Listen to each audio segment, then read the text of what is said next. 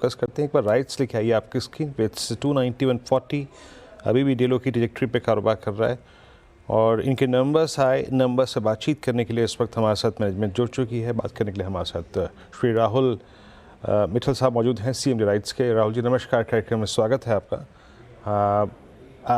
Sir मैं थोड़ा number से गुजर रहा था यहाँ पे। नेट प्रॉफिट करीब 25% गिर के इस बार करीब 82.5 करोड़ रुपये रहा।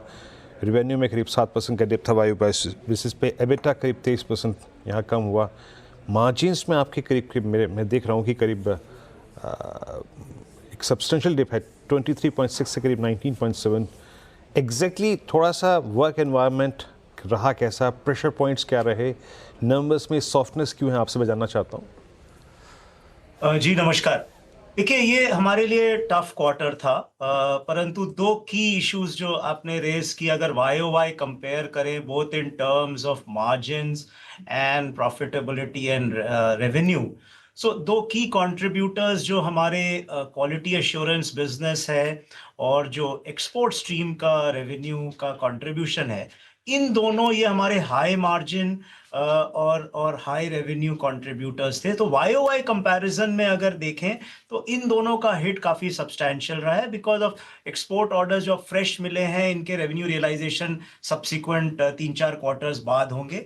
और क्यूए बिजनेस में जो पहले हम काफी करीब 40-50 ईयर्स से इंडियन रेलवेज के लिए नॉमिनेशन बेसिस पे कर रहे थे, वो लास्ट ईयर से ओपन हो गया between 4 players, so the volume was decrease to 30% and the rates were substantially decrease by 1/5। तो इन दोनों का कंट्रीब्यूशन का इंपैक्ट हुआ है।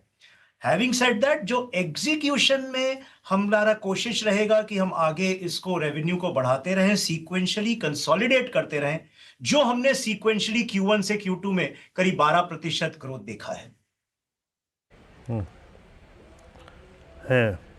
ओके, अच्छा ये let's talk about I think order inflow from railways and specially for DMRC जो आपको मेरे ख्याल से एक दिन पहले मिला। बीते 6 महीने में क्या ऑर्डर्स की संख्या क्रम जो है वो रेलवे से कुछ कम रहा है क्या? देखिए राइट्स की स्ट्रेंथ ये है कि it is the only unique consultancy company, चाहे वो PSU या प्राइवेट स्पेस हो, जिसमें हमें तमाम इंफ्रास्ट्रक्चर वर्टिकल्स की हमारे पास कंसल्टेंसी है। हमारे 13 डिफरेंट वर्टिकल्स हैं। ओवरऑल चाहे वो रेलवेज हो, मेट्रो हो, हाईवे हो, हमारा ऑर्डर बुक का रन रेट जो हमने कमिटमेंट किया था कि we are a 1 order a day company, वो इस क्वार्टर में भी हम मेंटेन कर पाए। हमें 90+ ऑर्डर्स मिले, अबाउट 729 करोड़ के। इनफैक्ट इंटरेस्टिंगली जो इस क्वार्टर में 729 करोड़ के ऑर्डर मिले, वो हमारे लास्ट ईयर के H1 के दोनों क्वार्टर से मिला के ज्यादा थे, जो करीब 600 करोड़ थे। So our expanding order book, जो हमारी कोशिश है एंड जो हमारी स्ट्रेंथ है अक्रॉस वर्टिकल्स ऑफ इंफ्रास्ट्रक्चर, वो हमें बहुत एक एप्रिशिएबल हमें काफी ऑर्डर्स मिलते जा रहे हैं। ओके, तो by the end of this fiscal exactly outstanding order book क्या होगी, थोड़ा सा इसका पिक्चर देंगे, और out of that exactly how much you will execute, able to execute, Rahul जी?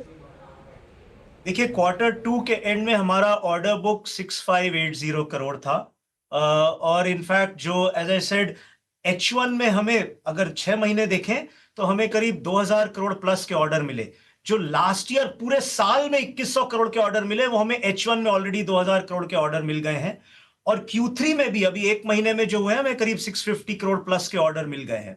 तो if you see by this end also हमारा focus on increasing execution and increasing revenue, रफली हम लोग करीब अभी 2.5 साल के विंडो में है हमारा जो करंट ऑर्डर बुक है।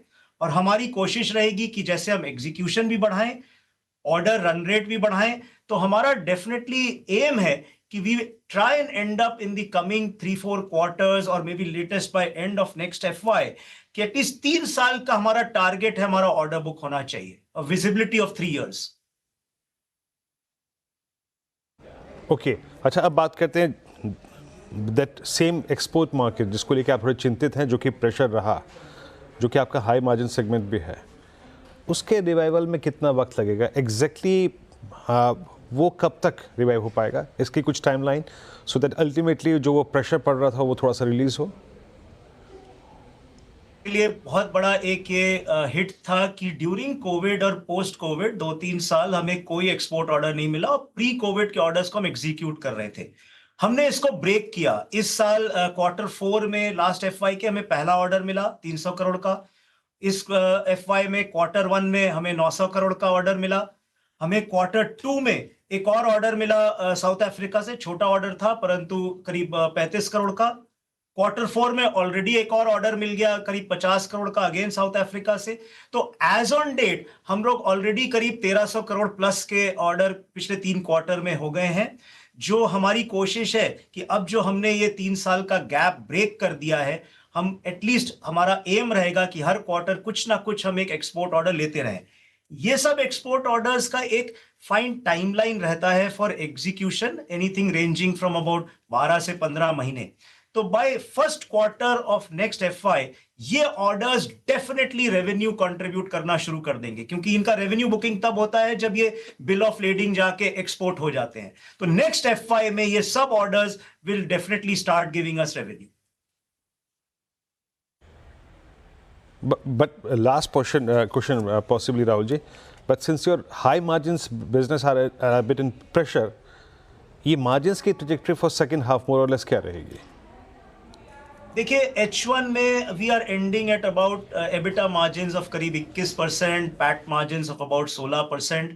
एंड क्योंकि एक्सपोर्ट का कंट्रीब्यूशन नेक्स्ट एफवाई से आना शुरू होगा and competition, in fact the trend in competition is increasing in every quarter. करीब 2/3 से ज्यादा कॉम्पिटिटिव ऑर्डर्स ही हम ले रहे हैं बिडिंग पे, both domestic and international.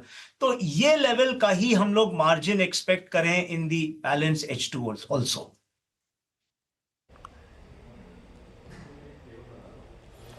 Okay चलिए सर, राहुल जी बहुत बहुत शुक्रिया। आई नो आपने हर मुद्दे पर बड़े खुल की बात करी और प्रेशर पॉइंट्स पे बात करी, अपने मार्जिन्स का एक आउटलुक शेयर किया, एक्सपोर्ट मार्केट के बारे में बात की। बहुत बहुत शुक्रिया sir, and best of luck for next quarter. और लौटते हैं एक बार फिर से बाजार पे, और निफ्टी इस वक्त करीब 281 अंक नीचे, निफ्टी बैंक करीब 470 अंक नीचे। प्रेशर है डेफिनेटली वे आर डे लो। एक छोटा सा ब्रेक लेंगे, ब्रेक के बाद इस कार्यक्रम को आगे बढ़ाएंगे। आपके प्रश्न और राजेश जी के उत्तर विक्रम फिर शुरू करेंगे।